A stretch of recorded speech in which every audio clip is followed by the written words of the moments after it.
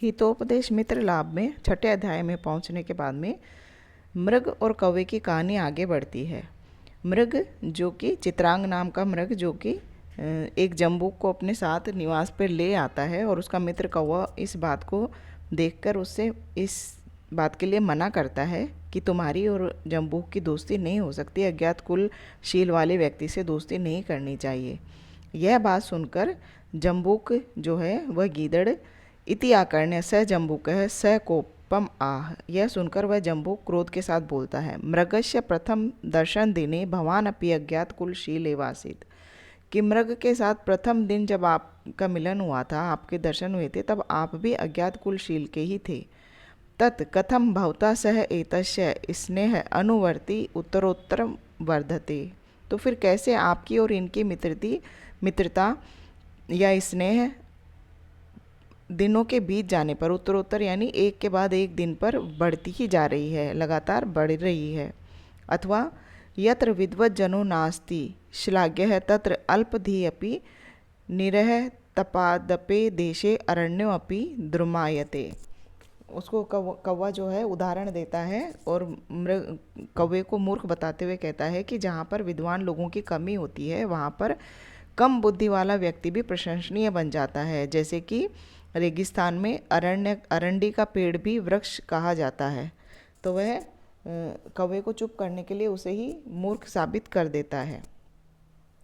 और भी कहता है, अन्यश्च अयम निजः परो वेति गणना लघु चेतसाम उदार चरितानाम तु वसुधैव कुटुंबकम, कि यह निज मेरा है, यह दूसरा है। अपना और पराये की जो गणना है वह लघु चेतसाम अल्प बुद्धि वाले व्यक्ति ही करते हैं। उदार चरितानाम यानी उदार चरित्र वाले, जो बहुत बड़े दृष्टिकोण वाले लोग होते हैं, वे तो वसुधैव कुटुंबकम, उनका तो एक ही नारा होता है वसुधैव कुटुंबकम, अर्थात पूरी पृथ्वी ही उनका परिवार होती है। ऐसा वह शृगाल उस मृग को अपने जाल में फंसाने के लिए कहे जा रहा है। आगे कहता है, यथा च अयम मृगो मम बंधु तथा भवान अपि, जैसे यह मृग मेरा बंधु है, मेरा मित्र है, वैसे ही आप भी हैं।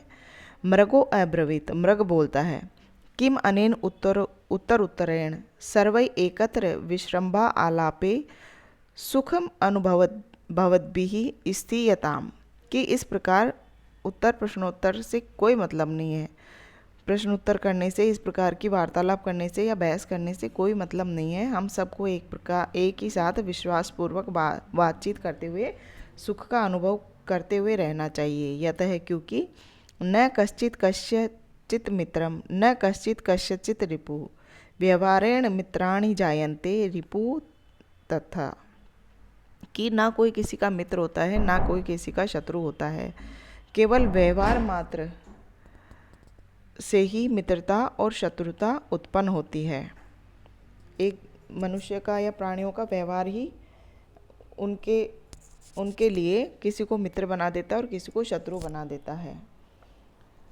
काकेन उक्तम, कौवा भी कहता है कि एवं अस्तु, ठीक है ऐसा ही हो, ऐसा ही कर लेते हैं, बैठ सब एक साथ रह लेते हैं।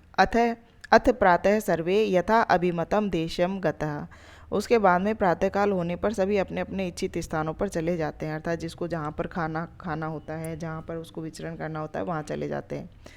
एकदा निभ्र शृगालो ब्रूते, एक बार घूमते हुए शृगाल कहता है, सखे मृग एतस्मिन्नेव वनेक देशे शस्यपूर्णम क्षेत्रम अस्ति, कि हे मित्र मृग, इस वन के एक भाग में परिपूर्ण फसल वाला एक खेत है। यद अहम त्वाम तत्र नीत्वा दर्शयामि, मैं तुम्हें वहाँ ले जाकर दिखाना चाहता हूँ। तथा कृते सती मृगः प्रति अहम तत्र गत्वा शस्य खादति, उसके बाद में मृग वहाँ गया और प्रतिदिन वहाँ जाकर वह उस फसल को खाने लगा। ततो दिन कतिपयेन क्षेत्रपतिना तद दृष्ट्वा पाशा तत्र योजिता, उसके बाद में कुछ दिन बीत जाने पर जो खेत का मालिक था क्षेत्रपति, उसने वह देखा और वहाँ पर पाश बिछा दिया, जाल बिछा दिया।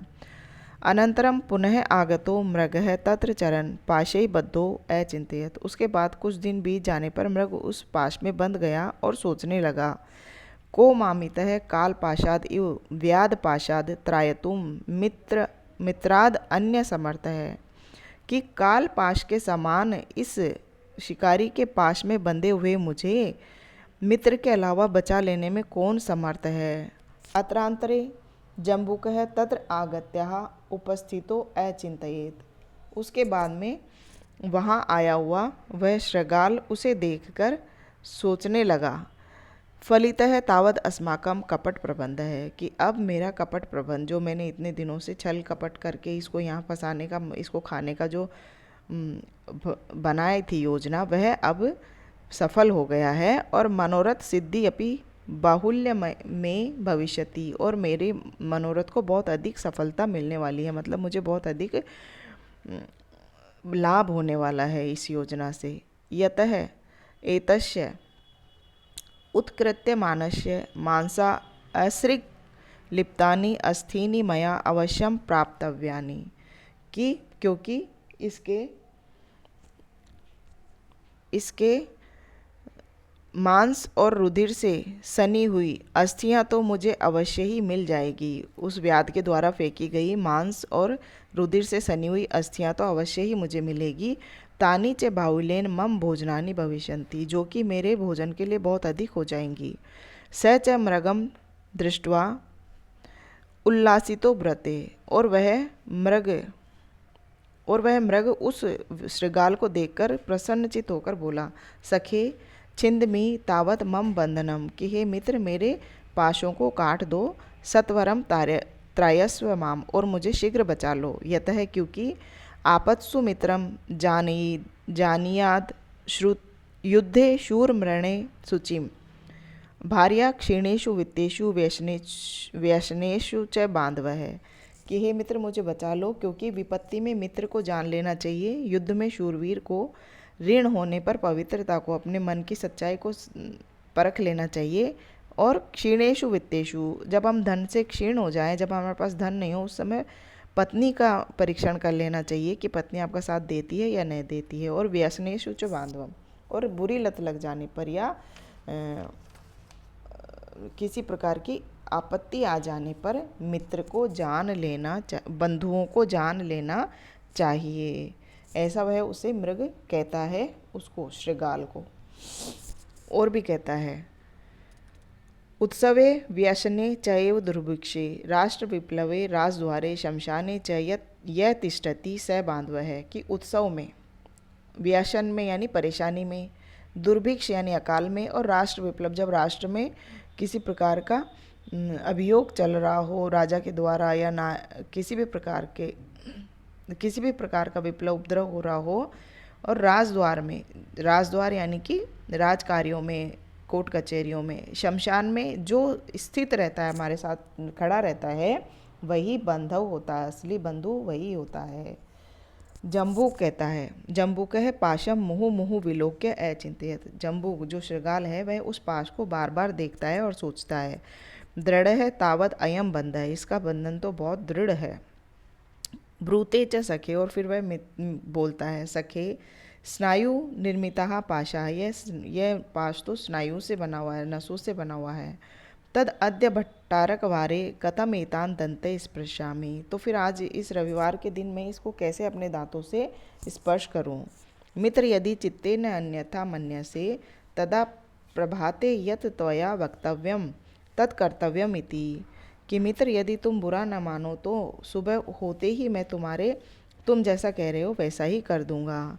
अनंतरम स काकः प्रदोष काले मृगम अनागतम अवलोक्य इतः इतो अन्विष्यन् तथा विधम तम दृष्ट्वा उवाच, उसके बाद में वह बहुत समय बीत जाने पर भी, रात्रि हो जाने पर भी, जब कौवा देखता है कि मृग वापस नहीं आया है, तो उसको इधर उधर ढूंढता हुआ वह जाता है, इधर उधर खोजता है, और उसको उस स्थिति में देखकर कहता है, सखे किम एतत्, यह क्या हुआ। मृगेण उक्तम, मृग कहता है, अवधीरिते सुहृत वाक्यस्य फलम एतत्, कि सुहृत यानी कि सच्चे मित्र के वाक्य की अवहेलना करने का यह फल है। तथा च उक्तम, और कहता है, सुहृदाम हित कामानाम यह शृणोति न भाषितम विपत सन्निहिता तस्य स नरः शत्रुनंदनम, कि सुहृद हित कामानाम, सच्चे मित्र की, हित चाहने वाले मित्र की, यह शृणोति न भाषितम, हित चाहने वाले मित्र के द्वारा कही गई बातों को जो नहीं सुनता है, जो ध्यान नहीं देता है उन बातों पर, विपत् सन्निहिता तस्य स नर, वह मनुष्य विपत्ति आ जाने पर शत्रुओं के आनंद का कारण बन जाता है। अर्थात मित्र के अच्छे वचनों को नहीं सुनता है और जब उसके ऊपर विपत्ति आ जाती है तो शत्रु फिर उसका हास्य करते हैं, उसके ऊपर हंसते हैं, तो उनके प्रसन्नता का वह कारण बन जाता है। काको ब्रूते, कौवा कहता है, स वंचक है कास्ते, वह वंचक कहाँ है, वह ठग कहाँ है जिसने तुम्हें इस अवस्था में पहुंचा दिया। मृगेण उक्तम, मृग कहता है कि मांसार्थी तिष्ठति अत्रेव, मेरे मांस को खाने की इच्छा वाला यहीं बैठा है। काको ब्रूते, कौवा कहता है, मित्र उक्तमेव मया पूर्वम, कि मेरे द्वारा पहले ही कहा गया था तुम्हें, अपराधो न में अस्ति इति न एतद् विश्वास कारणम, विद्यते ही न संशयेभ्यो भयम गुणवतामपि, अपराधो न में अस्ति इति न एतद् विश्वास कारणम, कि मेरा अपराध नहीं है, किसी प्रकार से मैं अपराधी नहीं हूँ, इसलिए कोई मेरा कुछ नहीं बिगाड़ सकता, यह केवल विश्वास का कारण नहीं होना चाहिए। क्योंकि नृशंसेभ्यो, नृशंस व्यक्तियों से तो, क्रूर व्यक्तियों से तो, गुणवतामपि, गुणवान व्यक्ति भी भय खाकर स्थित रहते हैं, उनसे भयभीत रहते हैं, उनसे दूर ही रहते हैं। गुणवान व्यक्ति नृशंस व्यक्तियों से दूर ही रहते हैं, यह नहीं सोचते कि मैं निर्दोष हूँ तो मेरा कोई कुछ नहीं कर सकता, क्योंकि नृशंस व्यक्ति कभी भी किसको भी किसी भी प्रकार से दुख पहुँचा सकता है, कष्ट पहुँचा सकता है, उसका बुरा कर सकता है। फिर कहता है वह कौवा और कहता है कि दीप निर्वाण गंधश्च सूरित वाक्यम अरुंधतीम च न जिघ्रन्ति न शृण्वन्ति न पश्यन्ति गता आयुषा, कि जिसकी आयु समाप्त होने वाली होती है, जिसका जीवन का अंत निकट आ गया है, उस व्यक्ति का दीप निर्वाण गंधश्च, दिए के बुझने की गंध उसको उसको गंध नहीं आती है। सूरित वाक्यम, अच्छे सच्चे मित्र के वाक्य को वह सुनता नहीं है, और अरुंधति नक्षत्र को देख नहीं पाता है। कौवा उसको कह रहा है कि जिसकी मृत्यु पास आ जाती है वह सच्चे मित्र की बातों को सुन नहीं पाता है, बुझते हुए, यह केवल एक मान्यता है कि बुझते हुए दीपक की गंध को सूंघ नहीं पाता है और अरुंधति को देख नहीं पाता है। ये एक तरीके से विनाशकाले विपरीत बुद्धि वाले श्लोक का ही इसमें कहा, एक तरीके से उसी प्रकार का यह श्लोक है कि विनाश काले विपरीत बुद्धि, जब मनुष्य का विनाश आने वाला तो उसकी बुद्धि विपरीत हो जाती है और वह किसी के अच्छे वाक्यों को नहीं सुन पाता, भले बुरे की पहचान नहीं कर पाता। तो कौवे का इसमें कहने का तात्पर्य यही है कि मैंने तुम्हें मना किया था और तुमने उसकी मित्रता कर ली, अर्थात यानी कि लगता है तुम्हारे की मृत्यु निकट ही है। पुनः कहता है परोक्षे कार्य हंतारम प्रत्यक्षे प्रियवादीनम वजे ये तादृशम मित्रम विषकुंभकम पयोमुखम, कि परोक्षे कार्य हंतारम, पीछे से कार्य का नष्ट करने वाला, और प्रत्यक्षे प्रियवादीनम, और सामने से मीठा बोलने वाला, ऐसे व्यक्ति को वजे ये त्याग देना चाहिए। तादृशम मित्रम, उस प्रकार के मित्र को उसी प्रकार से त्याग देना चाहिए जिस प्रकार से विष कुंभक पयोमुखम, मुख पर लगे हुए दूध वाले विष के घड़े को त्याग दिया जाता है। कौवा उसे समझा रहा है। फिर कहता है ततः काको दीर्घ निश्वस्य उवाच, उसके बाद में कौवा दीर्घ निश्वास लेकर कहता है, क्योंकि कौवा है, अल्प शक्ति है, मित्र की किस प्रकार से मदद करे एक बार तो देखकर घबरा ही जाते हैं। तो कहता है दीर्घ निश्वास लेकर कहता है कि अरे वंचक किम त्वया पाप कर्मणा करतम, कि हे ठग तुमने एक इतना बड़ा पाप क्यों कर दिया। यतः क्योंकि संलापितानां मधुरैवचोभिः मिथ्योपचारैश्च वशीकृतानां आशावतां श्रद्धतां च लोके किम अर्थीनां वंचयितव्यमस्ति, कि संलापितानां मधुरैवचोभिः, मधुर वचनों के द्वारा जो बातें करते हैं, वो एक दूसरे से मधुर वचनों से बातचीत करते हैं, जो मीठा बोलते हैं, मिथ्योपचारै च वशीकृतानां, और मिथ्या व्यवहार से जो दूसरों को वश में नहीं करते हैं, आशावताम श्रद्धाम धताम च, आशावान और श्रद्धा रखने वाले लोगों को इस लोक में किम अर्थिनाम वंचितव्यम अस्ति, स्वार्थी व्यक्तियों के द्वारा क्या इस प्रकार से धोखा देना चाहिए। अर्थात जैसा श्रृगाल ने मृग के साथ किया वैसा क्या करना चाहिए अच्छे लोगों के साथ इस संसार में लोगों को। अन्यश्च और भी कहता है, उपकारिणी विश्रब्धे शुद्ध मतौ यह समाचरति पापम तम जन्म असत्य संदेह भगवती वसुदे कथम वहती। कि उपकारिणी उपकार करने वाले, विश्वास करने वाले, शुद्ध मति वाले व्यक्तियों के प्रति जो इस प्रकार का पाप आचरण करते हैं, तम उन लोगों को जन्म उन लोगों को असत्य संदेह, ऐसे असत्य कार्य करने वाले पापियों को हे वसुधा, हे भगवती वसुधा, हे पृथ्वी कथम वहसी, किस प्रकार से वहन करती हो। पृथ्वी का आह्वान करता हुआ कहता है कि ऐसे कपटी लोगों को आप कैसे वहन कर पाती हो इस संसार में। अर्थात इसके अलावा और भी कहता है, दुर्जनेन समम सख्यम वैरम च अपि न कार्येत उष्णो दहति च अंगारः शीतः कृष्णायते करम।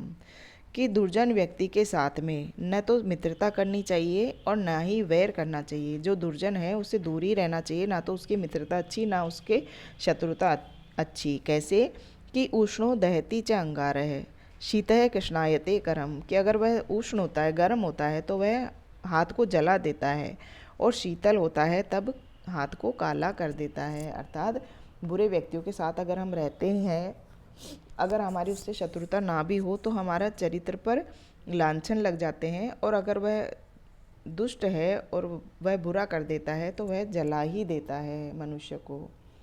अथवा स्थिति इयम दुर्जना नाम, अथवा दुर्जनों की स्थिति ही ऐसी होती है। वह कैसे होते हैं दुर्जन कि प्राक पादयो पतति खादति पृष्ठ मांसम कर्णे कालम किमपि रौति शनै विचित्रम छिद्रम निरूप्य सहसा प्रविशति अशंका सर्वं खलस्य चरितम मशकः करोति। कि दुर्जन व्यक्ति कैसा होता है, बिल्कुल मच्छर के जैसा होता है कि प्राक पादयो पहले पैरों में गिर जाता है और फिर पीछे से मांस खा जाता है, पृष्ठ का, पीठ का मांस, अर्थात पीछे से पीठ पर वार करता है दुर्जन व्यक्ति। और मच्छर का यहाँ पर इनके स्वभाव की समानता को बताते हुए या मच्छर के व्यवहार से दुर्जन व्यक्ति की समानता को बताते हुए बताते हैं कि पहले तो पैरों में गिरते हैं और फिर पीठ पर वार करते हैं।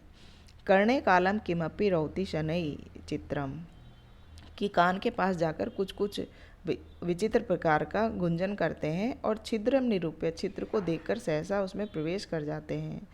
सर्वम खलस्य चरितम, दुष्ट व्यक्ति सभी प्रकार से मच्छर के समान ही आचरण करता है और उसमें सज्जन व्यक्ति फंस जाता है। तथा च और भी दुर्जनः